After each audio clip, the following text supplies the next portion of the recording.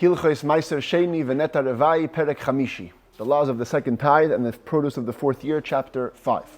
Yesterday we spent pretty much the whole chapter talking about what's called pidyon, or chilul, redemption or transferring, where basically the produce that's reserved for Maaser Sheini doesn't have to be taken itself to Yerushalayim. You can redeem it onto money or onto other produce. Now, today we're going to learn a special law within that law. In other words, within the law of redemption, there's a unique law. What's the unique law? That if the owner himself is the one redeeming it, you have to add a fifth to its worth. You can't just redeem it for the value, you have to redeem it for its value plus a fifth. And that's the special law for today, and we're going to see when it applies, some cases where it doesn't apply, but that's where we're headed. The fifth that a person needs to add when he redeems his own Maaser Sheini. It says the Rambam halacha aleph, hapoide Maaseroi le'atzmai. When a person redeems his own Maaser Sheini for himself, bein shehu shaloi, whether the Maaser Sheini originally was his, bein shenafaloi b'Yerusha, whether it came to him as an inheritance, so his father had separated some Maaser Sheini, then his father passed away, now it's in his estate, and he wants to redeem it. Bein shenitan lei b'tivloi matana k'meisha be'arnu, or it was given to him as a present, not in the state of Maaser Sheini, as we explained the other day. You can't give Maaser Sheini as a present, but he maybe got it as tevel, as untithed produce, then he tithes it. The bottom line is, right now it's in your possession and you're redeeming it, you have to add a fifth. And fifth in the Torah means really a quarter of the principal, fifth of the total. If it was worth 4, you give 5. Shanemar, the source for this is in last week's parsha. If a person redeems from his own Maaser, referring to Maaser Sheini, he should add a fifth to it. But because the Torah says specifically ish, a man, says that Rambam halacha beis, v'isha shepadas Maaser Sheini shala le'atzma, if a woman redeems her own Maaser Sheini for herself, eina meisifa chemesh. She doesn't add a fifth. We're going to see later if she redeems her husband's Maaser Sheini, she has to add a fifth for him. But if she redeems her own Maaser Sheini for herself, no need for adding a fifth. We learn from tradition. Halacha l'Moshe misinai, to interpret this verse, ish mi ma'asroi v'lo isha. Only a man who's redeeming from his Maaser has to give a fifth, not a woman. V'chein, and so too, not only when you redeem the produce do you have to add a fifth, impada pidyon peiros ha'Maaser le'atzmai. If you're redeeming the redemption of Maaser Sheini produce for yourself. And from the next halacha, it's going to become obvious that we're talking about a case where somebody else redeemed the Maaser Sheini itself, and you want to redeem the money. So let's say it was your produce, Amnon redeems it with money, and then I come and I want to redeem that money. So then, Moisif Chemesh, it's called redeeming it for me. So I have to add a fifth. Halacha Gimel, Pada Peiros Maasroi v'Hoisif Chemesh.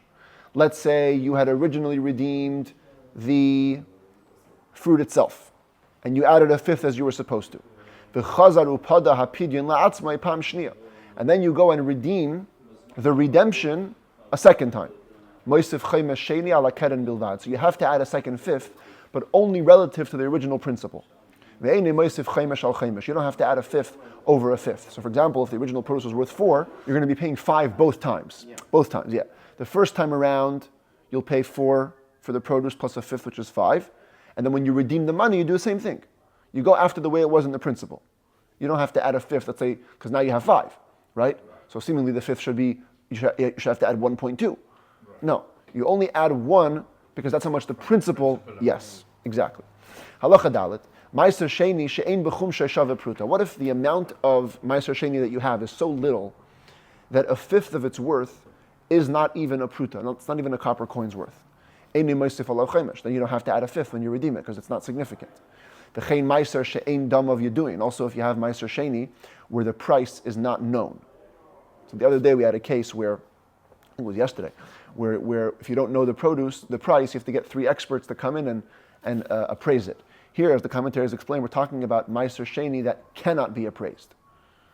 So you'll never know, so to speak, the exact price. So what you do is, dayoy sheyoymar, it's enough if you say, hu v'chumshoy mechulal al hasela hazeh. There's some kind of worth that it has. And based on that worth, you'll decide the fifth. I don't know what the worth is, so what I'm going to say is like this. Now here's the coin. I take a coin, I say, look, whatever is the worth of that Maaser and its fifth, I'm transferring to the coin, and that's okay. Any Maaser Sheini which you're not redeeming from your own possession, you don't have to add a fifth. Well, Maaser Sheini shel demai, if the whole Maaser Sheini in question here came from questionable produce, it was only separated out of doubt, you also don't have to add a fifth. There's no stringency in that case. Halacha hey, hapoide Maaser Sheini, v'hoyole Maaser Sheini acher shaloi nifda. A person has 2 stacks of Maaser Sheini. Here is the stack of produce. He wants to redeem this stack.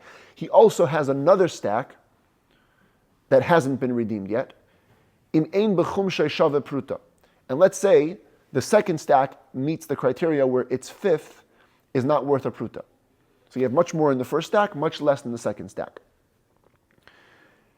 Dayo sheyomer, says the Rambam, in this case it's enough if you'll say, Hu v'chumshay mechulal al hamoyis harishonis. You redeem this one, the first stack, and then you say about the second stack, look, it's so little, so I'm going to redeem it and its fifth, which is insignificant, to the first money. That's allowed. Once you're already redeeming one, you can use it to redeem the second one. It's very hard for a person to start being super precise with his money. If you're going to say, redeem this stack and now go figure out how small and insignificant this stack is, it's not worth it. So you're already redeeming this one, redeem the other one with a package deal. Why would you just put them together? Because you can't take from one to the other. They're different species. It's a good question. Halacha vav hapoide Maaser b'yoser al damav. Let's say a person redeems Maaser Sheini for more than it's worth. It's worth $100, he gives 180. Lo nitfisa hataisvis l'Maaser. So unlike other consecrated produce or other consecrated stuff where if you add more it becomes holy, here, no, doesn't become holy. The maximum that can become holy is what it's worth. Any more than that, it's a nice donation, but it's not. It doesn't get treated with the holiness of Maaser Sheini. Halacha Zayin. Baal habayis oimer besela, the acher oimer besela. You have the owner of the Maaser Sheini. He wants to redeem it for a sela. We'll call it $1, okay? And the other person is also saying for $1. They're both saying for $1. Baal habayis kaidem. So in this case, the owner is going to get first precedence because he's going to add a fifth. So really, when he's offering $1, he's offering $1.25 because he's going to give a fifth. Baal habayis oimer besela, the acher oimer besela upruta. But if even the other guy goes up by 1 cent, he says the owner says I'll give $1. Other guy says I'll give $1.01. The other guy comes first because he's adding to the principle. Now, why is that important? In the end of the day, the owner is going to give 125. He'll give more. So the commentaries explain, look at the next halacha. In the next halacha, we're going to see that there's cases where you can avoid paying the fifth. So maybe the guy will avoid paying the fifth, so the other guy who's offering more for the principle wins. What is that case? Halacha ches, muter laharim al pidyon Maaser. It's permitted to make a trick when you redeem the Maaser Sheini and get out of paying the fifth. Ketzad, what would that look like? Oimer Adam, livnoi ulebite hagdolim. A person can tell his adult son or daughter, who are really in their own jurisdiction, uleavdei ha'ivri, or to his Jewish servant, also considered to be in his own jurisdiction, hey lecha es hamoyis ha'elu, ufdei lecha bahen ha'maiser. Here, take this money and go redeem the Maaser Sheini. So it's not theirs, right? Only when you redeem yours, you add a fifth. Kedei shelo yosef chemesh, so you don't have to add the fifth. But you cannot say p'dei li bahen. You cannot say redeem it for me, because once they redeem it for me, now he's doing it for you. Also, if you tell your son or daughter, adults, or the Jewish servant, redeem the Maaser Sheini for me from your own money, you didn't give them any money, and also they don't have to add a fifth. Halacha tes, that only works for your adults, children. You can't give your money to your minor children under bar bas mitzvah, or to your non-Jewish maidservants or servants, because legally their hand is like yours. So you give them money, that's just an extension of you. What if you gave to your Jewish maidservant? Before we were talking about Jewish male servant. What about a girl servant? So the Rambam says, we're going to have later in the laws of slaves, we're going to see that the only scenario where you could have a Jewish maidservant is if she's under the age of bat mitzvah. So she'll never be, so to speak, in her own jurisdiction. So the Rambam says, it goes like this. If the Maaser Sheini in question is rabbinic, like it grew in a flower pot that doesn't have a hole, so it isn't really attached to the ground. There's a rabbinic obligation to tithe it, and then in that case it works. because she'ama ha'ivriya ketanahi, every case of a Jewish maidservant is where she's a minor. Ve'ein hakatan zeicha la'acherim ela b'davar shu midivreim. A child, a minor, can only acquire things on behalf of others if it's rabbinic matters, not biblical matters. So if it's a biblical Maaser Sheini, then no can do. But if it's a rabbinic Maaser Sheini, then it works. Halacha Yud. V'chein mairim. There's another trick you can do. V'noisein ha-maiser matana kishahu betivloi. You can give away your produce while it's still untithed as a present. V'oimer ha-noisein, and then the giver, who was the original owner of the Maaser Sheini, after he gives the gift, he says, hey, now it's not mine anymore. Now I'm redeeming not my Maaser Sheini. And therefore, I don't have to add a fifth. You can say, these fruits are going to be transferred to the money in the home, and you're good. Okay, even better, in my house. Because the money is in my house. I gave away the produce, it's a gift, so we're good. Halacha Yud Aleph. Shnei achin or shnei shutfin. If you have two brothers or two partners, avu b'nai, or a father and son, poidin zelazeh Maaser Sheini. They can redeem for each other their second tithe. Now, the commentaries explain we're talking about a case over here where they have other produce. They're not partners in this produce. If they're partners in this produce, then that's no good. If they're partners in other produce, and they each have their own individual Maaser Sheini produce, they can redeem it for each other. So not to add a fifth. If a woman brings into the marriage Maaser Sheini produce, since as we explained yesterday, it's belonging to Hashem, it's not her property, the husband does not acquire it, even though he acquires everything his wife brings into the marriage. Therefore, if the husband chooses to redeem it, no need to add a fifth, because it isn't his. Halacha Yud Bey is Maaser Sheini la'atzmai. A person redeems Maaser Sheini for himself where he should have added a fifth. He chose to give the principal and not the fifth. Even though for the legal mechanisms, the fifth is not essential. The transfer takes place. He cannot eat it yet till he gives that fifth, even if it's Shabbos, when usually we're more lenient. We're strict over here. Because there's a decree. You might be negligent and not pay it up, which is no good. Halacha Yud Gimel. Mois Maaser Sheini. Maaser Sheini money. Imiratza letzarfam b'dinrei zahav kedei lahakel masan. If you wanted to exchange them, combine them into golden coins to lighten the load, mitzarfan, you can combine them. So today, I guess that would be the equivalent of dollars, right? You have all these coins. Nobody's going to schlep a bunch of coins to Yerushalayim. But you go and exchange the coins for $100 bills, so now you're good. In the same way, in those days, the gold was more valuable than silver, even today, but I'm saying the point is there was less gold coins in your load. So even though yesterday we said that you have to redeem Maaser Sheini with silver, and once you redeem it with silver, you cannot transfer it, but you can transfer it upwards. You can go up in rank to gold. Makes sense. So much so, that